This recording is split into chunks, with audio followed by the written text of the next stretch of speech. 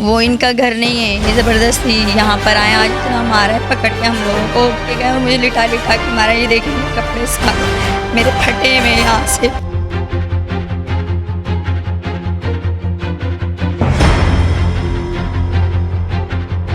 अस्सलाम वालेकुम नाजरीन, मैं हूँ अस्मी अरहम और आज हम बात करने वाले हैं उसी टॉपिक पर जो कि 27 जुलाई 2021 को एक वाक़या पेश आया था, जहाँ पर एक फ़ैमिली का मैटर था। एक फ़ैमिली ने हमें अप्रोच किया था कि हम जाके उनके कवरेज करें। उनका ये दावा था कि वो जो मकान है N49 पार्क टाउन में वो उनका है और कोई ASI जो उस इलाके के हैं, जो जवान टाउन के, उन्होंने उनके घर पर आकर जुल्म किया है। यानी कि जुल्फ़कार साहब जो ASI हैं, उन्होंने उनके घर पर आके लेडीज़ को मारा है, कपड़े फाड़े हैं। खातून का ये दावा था ये घर उनका है और उनके ऊपर जुल्म हुआ है। फिर उसी दिन हम एक इंटरव्यू करने गए थे SHO साहब का। हमारा मकसद था कि हमें थाने में जुल्फ़कार साहब मिल जाते, लेकिन वो हमें नहीं मिले। तो SHO साहब ने भी ये कहा कि हाँ, जो भी हुआ उस ख़ानदान के साथ गलत हुआ और जुल्फ़कार साहब के लिए जो भी सज़ा मुकर्रर करेंगे वो इंशाल्लाह इंसाफ के साथ होगी। अब हमें अप्रोच किया है जुल्फ़कार साहब ने, वो हमसे मिलना चाहते थे, हमसे बात करना चाहते थे, क्योंकि मौक़िफ़ सिर्फ एक तरफ़ा हुआ था। दो तरफ का मौक़िफ़ होना चाहिए था। मीडिया का काम है दो तरफ का मौक़िफ़ देना। जुल्फ़कार साहब आज हमारे साथ स्टूडियो में मौजूद हैं, देखते हैं कि वो क्या कहना चाहते हैं। आज उनका भी मौक़िफ़ ले लेते हैं। बिस्मिल्लाहिर्रहमानिर्रहीम। मेरा नाम जुल्फ़कार अली ख़ान है और मैं पुलिस का SI ज़मान टाउन में ड्यूटी असर करता था। ये प्लाट जो इसका दावा कर रही है मेरी भाभी, मेरा भाई, ये प्लाट मैंने 2018 में, इसको मेरी झोपड़ी थी पहले, दो बंदों से मैंने ख़रीदा है। एक है नवाज़ चांडियो और दूसरा अस्कर बंगाली स्टेट एजेंसी वाला, जो कि मैंने स्टाम्प पेपर पे ख़रीदा है। झोपड़ी थी, इसको मैंने बनाया है 1-1 रुपया करके उधार, कभी सीमेंट वाले से, कभी ब्लॉक वाले से, कभी दूसरे तीसरे से करके इसको मैंने अभी बनाया है। जब बनाया है तो अभी इसके एक कमरा मैंने उनको बना के, पीछे उनको किराए पे मकान नहीं मिल रहा था, किराए पे कोई दे भी नहीं रहा। फिर दूसरी बात है, मेरा भाई बना हुआ था, तकलीफ़ में था, उसको मैंने दी जगह किराए पे। मैंने बोला रोज़ का रेंट 100 रुपया देना है आपने, महीने का 3000 रुपया। उसने बोला ठीक है, उसने रहने लग गया।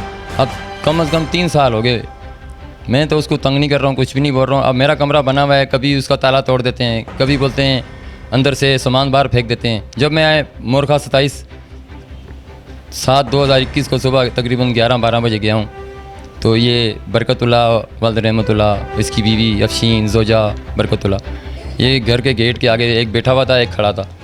मैं अंदर जाने लगा तो मेरे को इसने टांग मारी, रोका, बोला अंदर नहीं जाना। मैंने क्यों? बोला घर मेरा है। मैंने बोला अंदर भाई मेरा घर है, मेरा सामान पड़ा हुआ है, मैं अंदर जाऊंगा। बोला नहीं। मैं वहाँ बैठ गया बाहर। ये दोनों मेरे से लड़ाई गालम गलोच की। मैंने फिर अपनी बीवी को तलब किया, टेलीफोन किया कि ऐसे ऐसे मसला है, बरकत भाई जो हमारे किराएदार हैं, जिनका घर में बीवी है, वो लड़ाई कर रही है, आप आओ इस मामले को सॉल्व करो। घरवाली आई, घरवाली ने सामान अंदर रखवाया, घरवाली को भी मारा इन्होंने, माँ बेटी ने। ये भाग गया मौके से। इसका बेटा था, बेटे ने भी डंडा वेपर उठाया, मारा। रोकता रहा इनको, नहीं। फिर इन्होंने बोला हम जो तू करते हैं कर ले, हम नहीं निकलेंगे बाहर, हम तेरा सामान बाहर फेंकेंगे, अंदर नहीं घुसने देंगे। मैंने फिर भी सामान रख दिया, मगर मेरा ताले टूटे हुए हैं, आप जाके देख सकते हो और इसका दिखा सकता हूँ कि इसने ताला कैसे तोड़ा। मेरा सारा सामान बाहर फेंक दिया, मोटर, पंखे, दरियाँ, चारपाइयाँ, हर बंदे ने देखा है रोड पे कि ये पुलिस अफसर था और इसके साथ ये काम किया, इसके किराएदारों ने, मालिक के साथ। मैडम ये मेरे साथ बहुत ज़्यादती हुई है और जो ब्लेम मेरे पे लगाया ये औरतें लेके आता है। कभी ज़िंदगी में मैंने ये काम नहीं किया। ये जो मेरे पे इल्ज़ाम लगाया है बिल्कुल सरासर गलत है और ज़्यादती इल्ज़ाम लगाया है। जब हम उस घर में पहुँचे, हमने देखा वॉशिंग मशीन टूटी हुई है, वॉश बेसिन टूटा हुआ है, सारे बर्तन, सारे वहाँ सब्ज़ी बिखरी हुई है। तो आप क्या कहना चाहते हैं? कि आप ये कहना चाह रहे हैं कि वो जो सारा सामान था वो उस फैमिली का नहीं था, वो आपका था? मैडम ये सारा उन्होंने खुद किया है। ये मेरे मत्थे इल्ज़ाम लगाया ताकि इसके खिलाफ़ कोई केस खड़ा करें, इल्ज़ाम लगाएं ताकि ये इधर ना आए घर पे, बस, और कुछ भी नहीं। ब्लैकमेल करना चाहते हैं, ब्लैकमेलर हैं। नहीं जनाबे वाला, हुआ ये था कि जब हम SHO साहब के पास गए तो हमें जो अपना मौक़िफ़ दिया, हमारे पास वीडियो मौजूद है, शायद आपने वो कवरेज देखी होगी। SHO साहब जो मलिक आमिर साहब थे, उन्होंने कहा कि मुझे पता लगा था कि जुल्फ़कार ने 15 पे कॉल करके पूरी नफरी बुलाई है और सबके साथ वो वहाँ ले जाके उन्होंने ये किया है। नहीं मैडम, कोई भी नहीं, ना पुलिस आई है ना 15 आई है। 15 भी अगर आई है तो दूर ही खड़ी रही, आगे नहीं आई। मेरी बीवी और मैं दोनों, हम दोनों गए हैं अंदर। उन्होंने मेरी बीवी पे हमला किया, गालियाँ दी उसको, और मैंने क्या किया, अपना सामान फिर अपने कमरे में रखा है, अपनी चारपाई, अपने पंखे, अपनी जितना भी सरकारी सामान मेरा अंदर कमरे में था जिसमें मैं इस्तेमाल करता हूँ। जुल्फ़कार साहब का तो ये दावा है कि SHO साहब ने जो कहा, जो हमसे बात कही थी, पहले चल के आप छोटा सा क्लिप देख लें कि SHO साहब ने उस दिन हमसे क्या कहा था। 12 बजे के बाद तकरीबन मुझे कॉल आई है 15 के एजाज़ की, सब इंस्पेक्टर एजाज़ की। उसने मुझे बताया कि इस तरह सर 15 के ऊपर कॉल हुई है, हमारा ड्यूटी अफसर जो थाने का ASI जुल्फ़कार है उसका कोई मकान का तनाज़ा है, वो कहता है कि ये मेरा घर है और कुछ लोग इसके अंदर बैठे हुए हैं कब्ज़ा करके और ये किराएदार थे, इस तरह मामला। जब मैंने सुना तो मैंने कहा उनको कि भाई आप 15 वालों को मैंने कहा कि आप किसी के घर को खाली कराने का पुलिस हक नहीं रखती, सही है। अगर ड्यूटी अफसर का ASI हमारे थाने का जो मुतय्यन है हमारे थाने में, उसका अगर अपना ही घर वो बताता है तो उसको अपने थाने के अंदर कंप्लेन दर्ज करे, सही है, अपनी दरख्वास्त लगाए मेरे तरफ। मैं उन जो दूसरी पार्टी जो उसके घर में कब्ज़ा की हुई है या बैठा है या जो भी कोई लोग हैं वो, उनको मैं थाने में प्रॉपर्ली बुलाऊं, उनका स्टेटमेंट लूं कि भाई आया वो जगह उनकी है, किसकी है, और जो मोहल्ले के लोग हैं उनसे पता करा जाए कि भाई वो जगह आया है किसकी। लिहाजा मैंने 15 के मोबाइल को उधर ही मना कर दिया। सब इंस्पेक्टर एजाज थे कि मैंने बोला तुम यहाँ से फौरी तौर के ऊपर चले जाओ।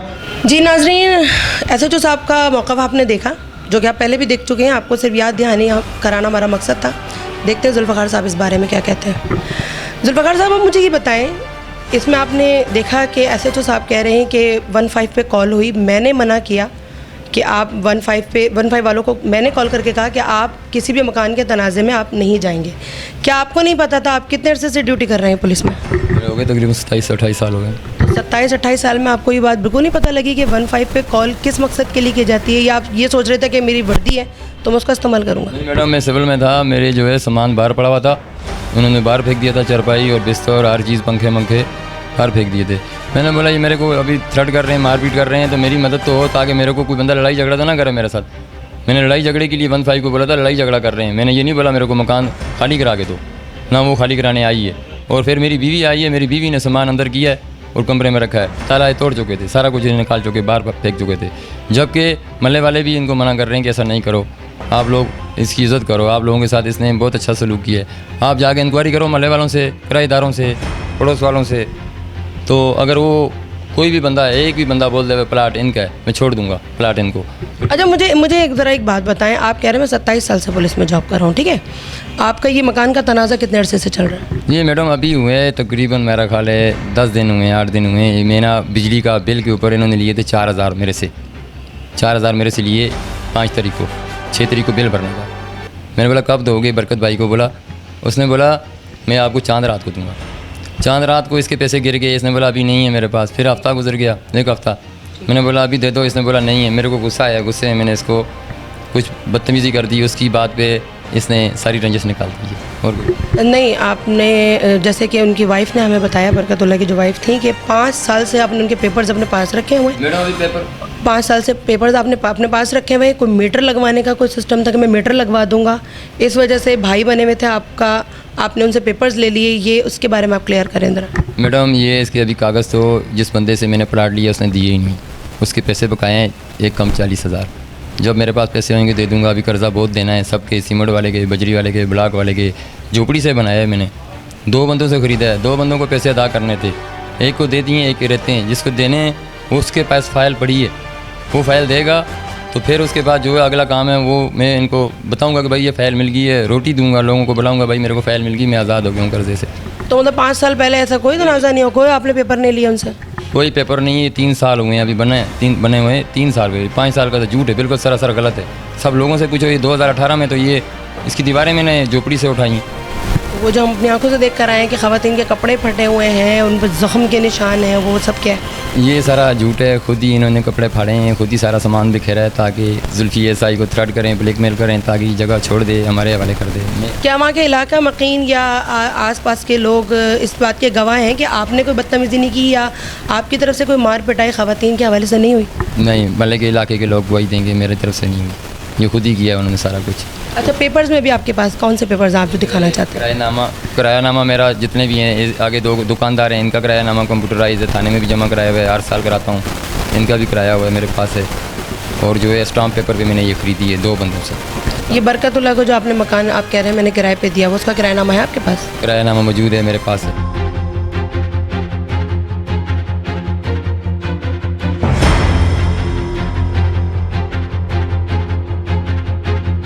अच्छा जी, ये था दूसरी पार्टी का मौक़िफ़, और क्योंकि इन्होंने हमसे ख़ुद रुजू किया, ये अपना मौक़िफ़ देना चाहते थे।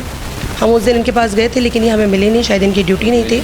इनका ये कहना है कि जो फर्स्ट पार्टी कह रही है वो गलत है, और ये उस पार्टी का ये कहना है कि इनकी फैमिली ने, इनकी वाइफ ने और इन्होंने मिलकर उनके कपड़े फाड़े, उनके साथ बदतमीज़ी की और उनको हरासा किया। किसी भी हक में फ़ैसला करना हमारा फ़र्ज़ नहीं है। फ़ैसला अदालतों के हाथ में है, ज़िम्मेदारान के हाथ में है और आवाम के हाथ में है। कैमरामैन विक्टर पत्रस के साथ अस्मी अरम, डे न्यूज़, कराची।